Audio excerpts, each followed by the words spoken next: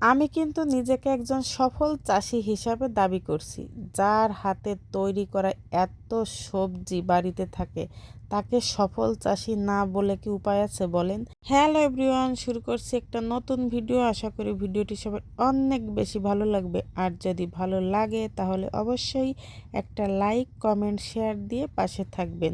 আর পুরো ভিডিওটা জুড়ে আমি আছি বাগেরহাটের মেয়ে লিপি। একেবারে ঘরের সামনে কি পরিমাণ সবজি হয়েছে আপনাদের একটু একটু করে আমি শেয়ার করে দেখাচ্ছি। যে জায়গাটা আমি সবজি লাগাই এই জায়গায় কিন্তু এত ঘন বন ছিল, দিনের বেলাও হেঁটে যেতে মানুষ এখান দিয়ে খুব ভয় পেত। তার কারণে জায়গাটা একেবারেই পড়ে থাকতো। আমার ছেলে কিন্তু ঢ্যাঁড়স খেতে খুব বেশি পছন্দ করে। তো একদিন বাড়িতে ঢ্যাঁড়স ছিল না, ও না একদমই ভাত খেতে চাচ্ছিল না।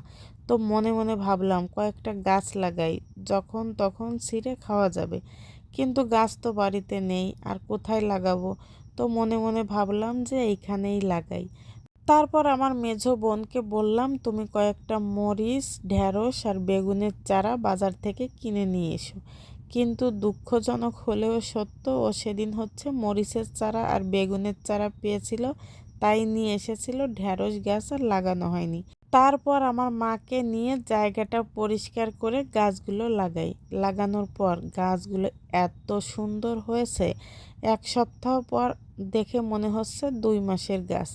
তো আমার বর সাহেব বাড়িতে আসার পর গাছগুলো দেখে সে খুব খুশি হয়। তারপর আমাকে এই জায়গাটা একটু একটু করে সেও পরিষ্কার করে দিতে লাগলো, আর আমিও একটু একটু করে পরিষ্কার করতে করতে করতে আমার বাগানটা এখন এত বড় হয়ে গেছে। আর গাছপালা লাগানোর পর সেই জায়গায় যদি ফল ধরে, সেই ফল ছিঁড়তে কি যে আনন্দ হয়, যারা গাছপালা লাগায় তারাই একমাত্র জানে।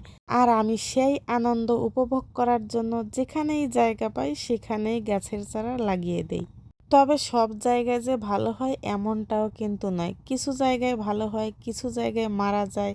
এভাবেই চলছে আমার সবজি বাগান। তো দুপুরবেলা মাকে অনেকগুলো সবজি তুলে এনে দিয়েছি, তারপরে একটু চা খেলাম, মাকে সবজিগুলো কেটে দিলাম, বিকালবেলা গাছে জল দিলাম। সারাটা দিন আমি আজকে কাজ করেছি আমার খেতে, তার জন্য অনেক কষ্ট হয়ে গেছে। এই জন্য বিকালবেলা বসে বসে একটু চা খাচ্ছি। আমার বর সাহেব বাড়িতে আসার সময় দেখেন রাস্তার পাশে গাছ পেয়েছে, সে আরও কতগুলো গাছ আমার জন্য কিনে নিয়ে এসেছে।